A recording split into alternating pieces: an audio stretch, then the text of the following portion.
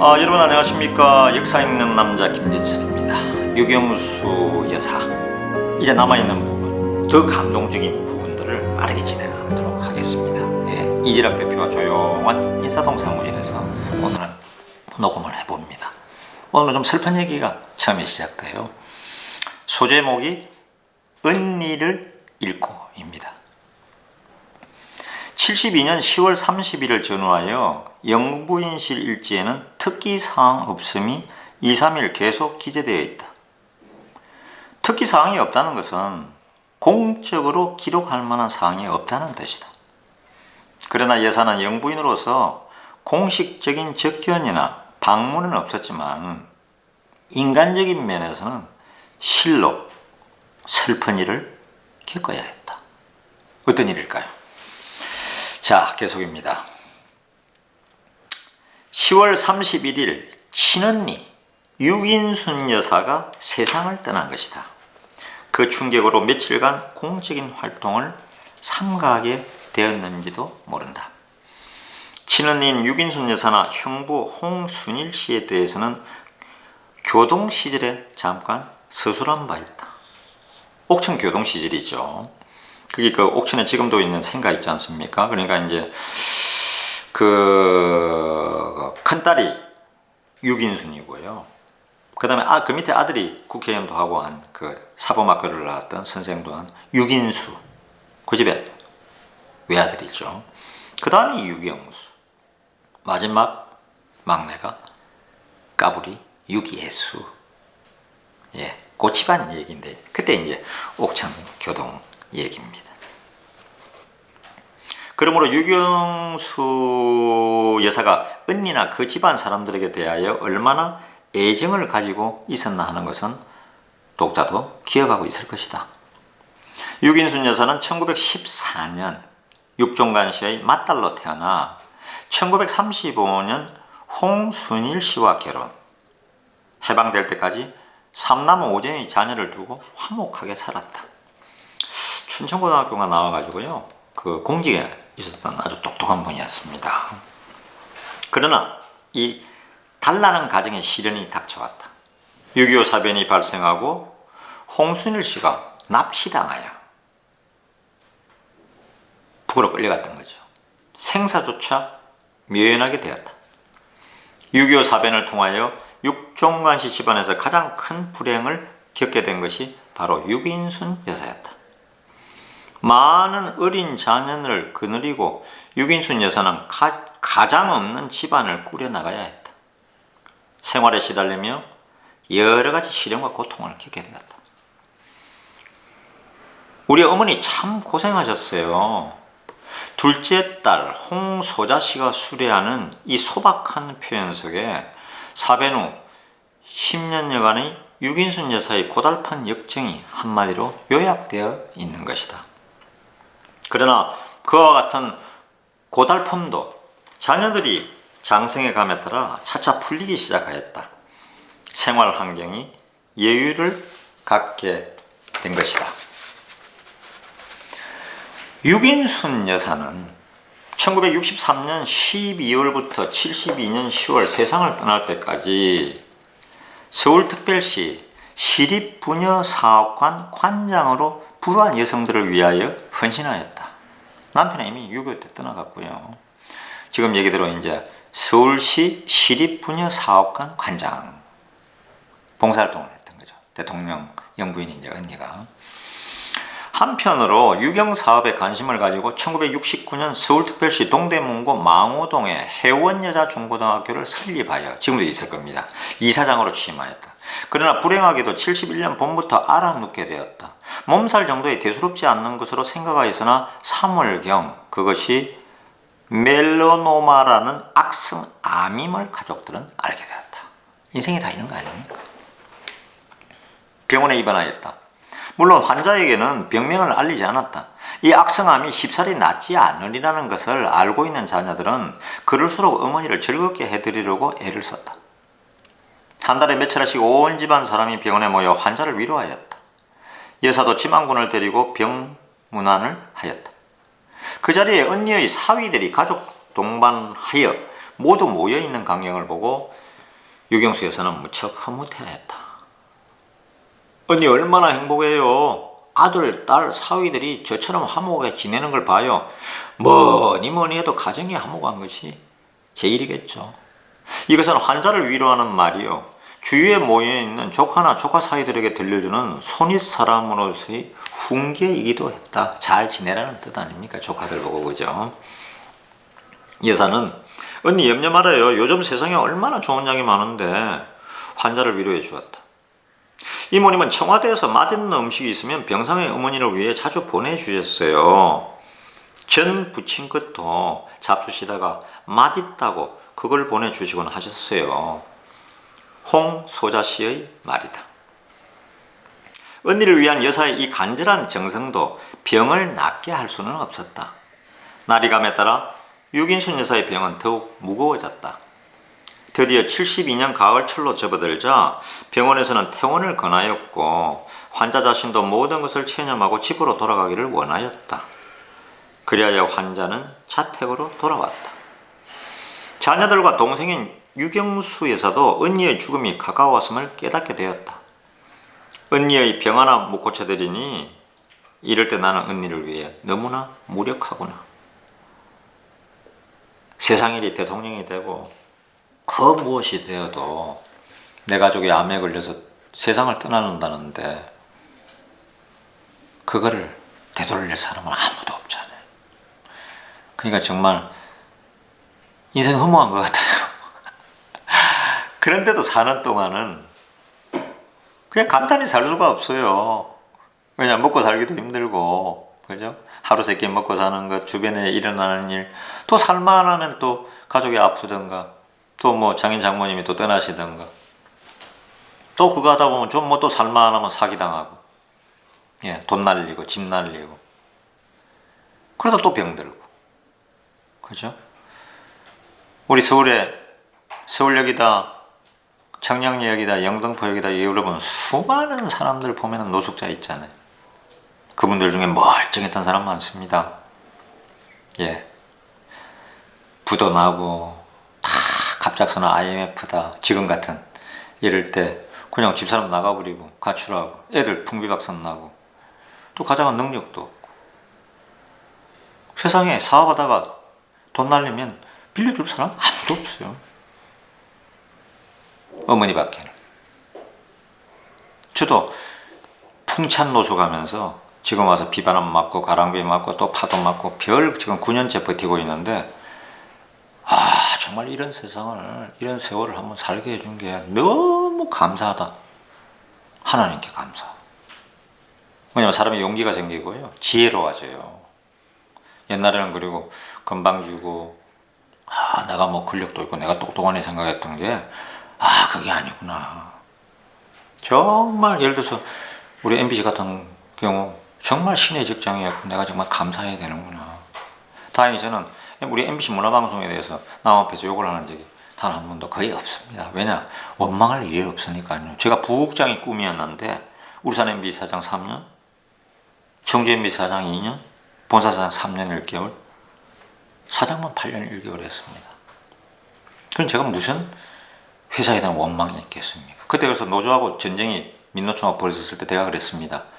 내가 운이 따르고 그 다음에 뭐 열심히 하다 보니까 본사까지 사장까지 됐는데 왜 나를 막았으냐. 만일에 내가 능력이 없다고 판단하면 6개월 뒤에 평가해서 나보고 나가라 그래라. 나 나갈 용의가 있다. 그전에는 몽둥이에 맞아 적어도 이 자리에 죽겠다. 그게 내 영광이다. 왜냐? MBC 문화방송은 내 목숨이니까. 그래서 제가 문화방송 사상 처음으로 민노총에 맞섰어. 2번이나 이겼죠. 39일 파업, 170일 파업. 그래서 제가 후배들 원망하지 않습니다. 지금도 그 어느 누구도. 다 그렇게 생각할 수 있죠. 사람은 자기대로 다 철학이 있으니까. 그러다 보니까 MBC가 노조가 너무 강해지고 권력이고 건방져지고 모든 걸 다 할 수 있다 생각하고 자들끼리 나누고 그러다 지금 망한 거죠, 회사가. 그래서 민영화하려고 그러지 않습니까? 민영화 되어야 되고요. 이제는 사원들이 내부 지금 제가 얘기 다 듣고 있는데 민영아, 다 거의 뭐 사실은 마음속으로 팔고 싶죠. 민영아 되길 바라죠. 아니면 해서 뭐 끝인데요. 그런 회사가 된 겁니다. 오늘 또 이렇게 유경수 여사의 언니 유긴순 여사 돌아가시는 얘기를 하다 보니까 옛날 생각이 저도 좀 나네요. 언니의 병 하나 못 고쳐드리니 이럴 때 나는 언니를 위해 너무나 무력하구나. 언니 옆에서 유경수가 한탄한 말이었다고 주위 사람들은 전해준다. 박 대통령도 처형의 병에 대하여 무척 염려하고 걱정하였다. 박 대통령도 또 그 집안 굉장히 좀 어떤 면에서 우리가 생각하는 이상 굉장히 가정적일 때는 엄청 가정적이에요. 저희보다. 그분은 한평생 고생만 하셨는데 이게 박 대통령 생각이죠. 병세는 날로 기울어졌다. 내가 누울 자리를 알았으면 환자가 원했다. 자녀들은 산소를 미리 정해두고 당자가 몇 자리를 알게 되면 오래 산다는 옛말도 있다는데 하고 강원도 춘성군 서면 신메리에 있는 선산으로 달려가서 몇 자리를 정하고 사진을 찍어다 보여드렸다. 그러나 환자는 마땅하게 여기지 않았다. 외딴 산골에 혼자 어떻게 묻혀있니? 공동묘지라도 좋으니 가까운 곳에 묻히고 싶구나. 그래도 어머니 선산을 두고 그럴 수는 없잖아요. 자녀들이 애원하였으나 유긴순 여사는 완강하게 거부하였다. 너희들 사는 곳 가까이 묻히고 싶다. 부모 마음이죠. 환자의 한결같은 소원이었다. 자녀들은 이 문제를 어떻게 처리해야 할지 모르고 당황해하였다. 하루는 여사가 위문을 왔다. 언니가 공동묘지에 가시다니요. 선산이 있는데 왜 그러지요? 지금은 언니 혼자서 묻히지만 앞으로 대대손손 묻힐 걸 생각해 보세요. 오손도손 모여서 얼마나 좋아요. 그리고 여사는 환자를 위하여 그가 묻힐 선산의 전경을 말로서 그림을 이렇게 그려주는 거죠. 좀 언니 보고 생각해 보라고. 강을 건너가면 아늑한 남양바지 골짜기에 냇물과 벌판이 내다보이는 따뜻한 자리에 누우면 마을 교회에서 울려오는 종소리까지 들린다지 않아요. 그래? 그럼 그렇게 하지 뭐. 환자가 겨우 엇나가여 묘지 문제는 일단 나게 되었다. 그러나 여사는 문 밖에 나와서 문술주의 몸을 기댄 채 흐느껴 울었다. 병세가 위독해졌다. 이 기배를 듣자 여사가 무엇보다 근심하게 된 것은 어머니 이경영 여사의 충격이었다. 유 여사는 어머니를 속리산으로 가시게 하였다. 이제 이경영 여사는 그때 나이가 한 거의 80 됐죠. 내 딸이 또 죽어. 남편하고도 헤어져 사는데. 그때 뭐 청와대도 계시다가 신당도도 계시다가 그랬거든요. 그러니까 지금 있지 않습니까? 속리산으로 가시게 했다는 거 아닙니까? 왜 속리산으로 갔을까? 속리산이 옥천 옆에 보원군이 속리산이잖아요. 그 속리산을 넘어가면은 상주로 가고요. 상주로 가면 또 선산으로 가죠. 구미선산으로. 사실은 박정희 대통령의 고향 선산하고 구미하고 지금 있는 옥천하고는 지금은 1시간이면 딱 달립니다. 제가 한 3번 가면서 달려봤거든요. 근데 예전에는 그때는 이제 뭐 길이 원체 없면서 한 1시간이 아니라 한 3시간 걸렸겠죠. 예. 그래서 박정희 대통령이 뭐 어디 뭐 힘들고 그러면 가족 모임 한다 그러면 속리산에서 살아더라고요. 그 속리산 관광호텔 지금도 있습니다. 이름은 약간 바뀌었어요. 제가 얼마 전에도 우리 저 뮤지컬 박정희 보훈 그 군 쪽에 살 때 가봤는데 예. 아직도 남아 있습니다. 그래서 박정희 대통령이 어디 오다가 연구하면 옥천 보원 처가에서도 가깝고 넘어가면 뭐 구미선산 그것도 뭐 1시간 그것도 한 반이면 되니까 가족도 별로 와요. 일가 친척들이죠, 그죠? 그래서 얼굴도 보고 속리산에 딱 가시는 경우가 많더라고요. 제일 자주 마음을 다스리기 위해서 그냥 그 힘들 때는 가는 데는 경주고요. 고향 구미 1번, 그 다음 경주 마음의 고향. 사실은 박정희 대통령은 전처가 있었잖아요, 그죠? 나중에 이혼했지만 그 전체 되시는 분도 나중에 이혼 후에 제가 요즘 경주에 자주 가는데 들어보니까 경주에 몇 년을 계셨더라고요. 그 추억이 대단했던 모양입니다. 이래저래. 예. 그러니까 어머니가 얼마나 걱정이 되겠어요. 그죠? 예. 10월 31일 유긴순 여사가 별세하였다.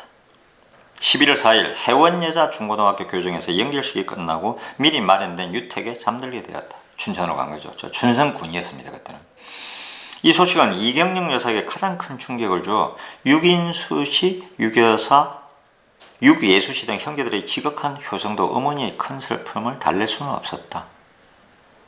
평생 고생만 하다가 이경영 여사는 가장을 납치당하고 고달프게 살아온 맏딸의 고달픈 면만 생각이 되어서 복받쳐 오르는 서름을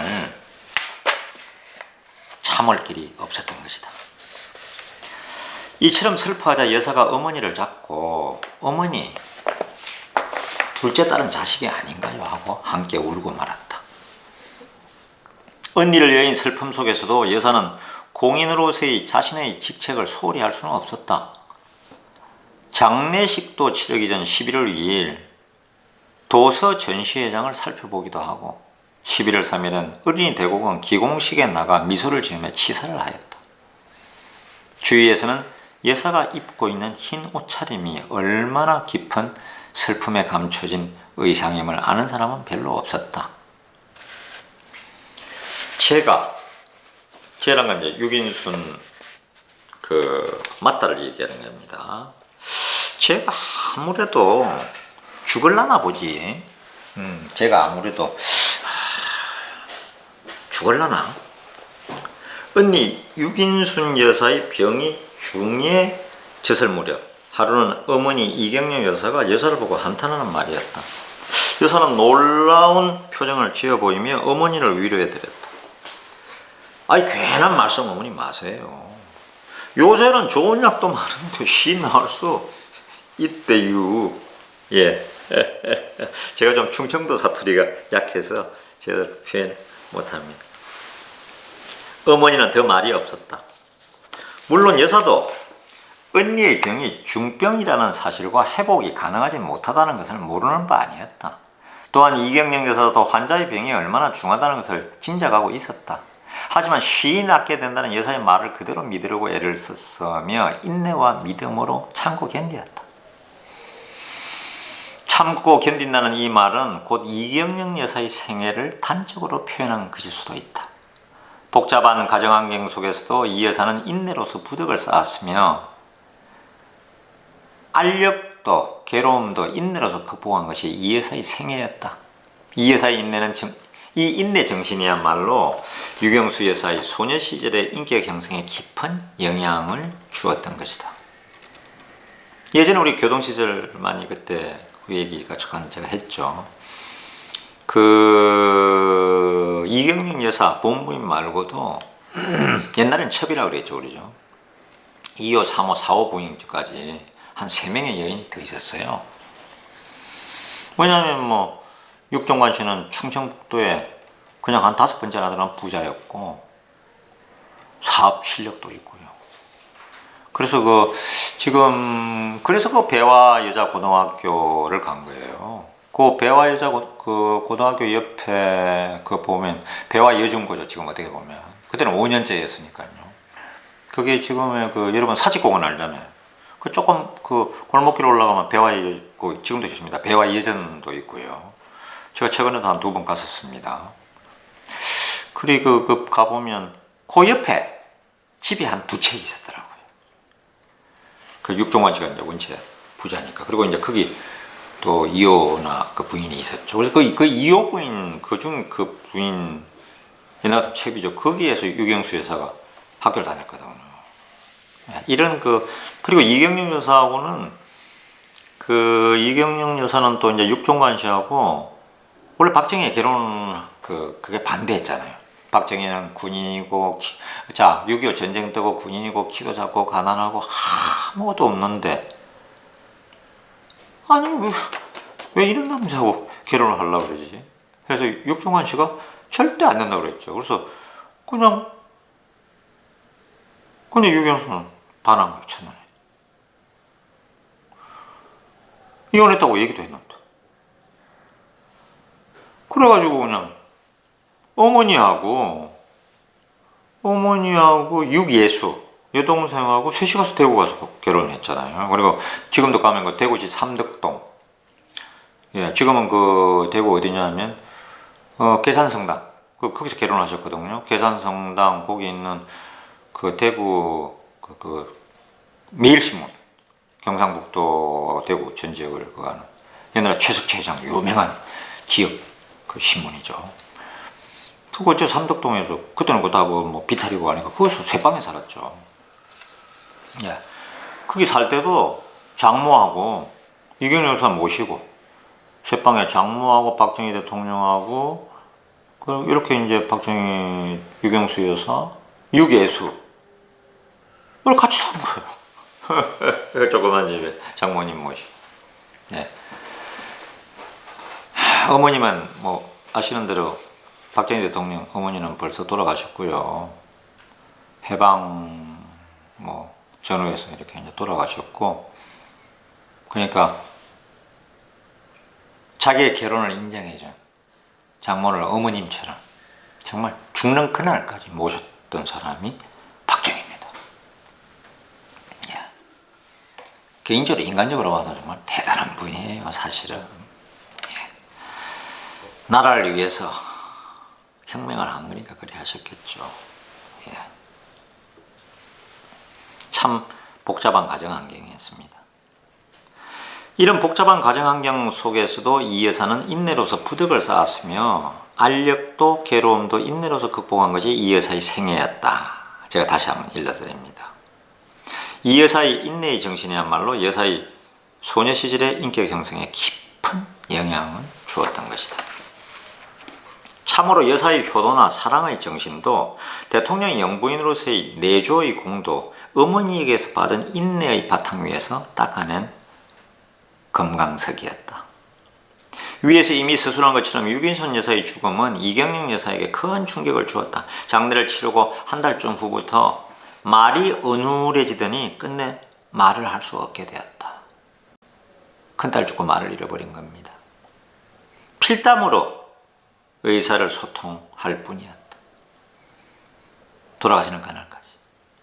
그러자 대통령 내분의 정성은 그야말로 극진하였다. 어머니가 청와대에 거치하실 때는 밤중에 혹시 용무가 있으실까 하여 여사는 말랑말랑한 고무주머니의 배를 만들어 이경영 여사가 팔을 내밀면 잡힐 만한 침상머리만 적당한 위치에 장치해뒀다. 자다가도 아쉬운 용무가 있어 고무주머니를 쥐게 되면 신호가 울리도록 되어 있었다. 화장실에 간다든지 뭐 한다든지 이럴 때요. 여사는 예방객을 접견하고 늦게 2층 거실로 올라오는 경우에도 반드시 어머니 방에 들러 온도나 습도를 살피고 깨어 계시면 세상 이야기도 들려드리고 우스갯말이나 농담으로 어머니를 즐겁게 해드렸다. 그리고 드시는 음식도 각별하게 유의하여 노인에게 적당한 음식과 영양가를 측정하여 일일이 식단을 만들곤 했다. 하루는 이런 일이 있었다. 이경영 여사가 청와대로 들어왔으나 여사는 접견실에서 손님을 접견하고 있었다. 이경영 여사는 그대로 돌아가면서 쪽지를 적어두었다. 손님 만나느라고 바쁠 것 같아 내일 다시 오겠는데 몇 시쯤이 좋을까? 어머니가 돌아가신 뒤 이 쪽지를 본 여사는 그것을 읽으며 금방 눈물을 글썽거렸다. 얼마나 섭섭해하셨을까? 여사는 이인의 신당동으로 전화를 걸었지만 여사를 슬프게 한 것은 못 만났다는 사실보다는 내일 몇 시쯤이 좋을까 하는 쪽지의 대부분 뒷부분 문면이었다. 어머니가 메모를 해놓는 거죠. 네가 보고 싶은데 몇 시쯤 또 오겠느냐, 언제 들어오니. 예. 공인의 아내이기 때문에, 대통령의 아내이기 때문에 시간에 쫓기는 것을 어머니가 이해해 주시는 것이 고맙기도 하였으나 한편으로는 그와 같은 것을 자상하게 이해하고 배려해 주시는 늙으시는 어머니의 이 정이 오히려 서럽기조차 하였다. 왜 안 그렇겠습니까? 어머니가 오실 때마다 만사를 접어두고 만나도록 하리다. 마음속으로 되새겨 보았다. 그러나 대통령 영부인의 자리에 있는 한 그것은 현실적으로 어려운 일이었다. 대통령께서 친어머니 모시듯 하고 계세요. 이것은 유기원의 부인 유긴수 의원 얘기입니다. 그 집에 이제 맏아들이죠. 유경수의 오빠죠. 이것은 유기원의 부인 박심자 씨의 말이다. 입성에서부터 음식, 기거, 용돈 등 세세한 것에 이르기까지 대통령은 장모를 위하여 각별한 관심을 가지고 살펴들었다. 유교사는 이와 같은 대통령의 마음 씀씀이가 항상 고맙고 자랑스러웠다. 그동이 불편하기 전까지 이경영 여사는 자손들이 들인 돈으로 용돈으로 이처를 찾아가서 공양을 드렸다. 이 여사는 소시적부터 불교에서 신앙을 유일한 마음의 의지로 삼고 살아온 독실한 신도였다. 이 사실이 과대하게 와전되어 유교사를 당황하게 만든 일도 있었다. 이제 불교 신자라는 거죠.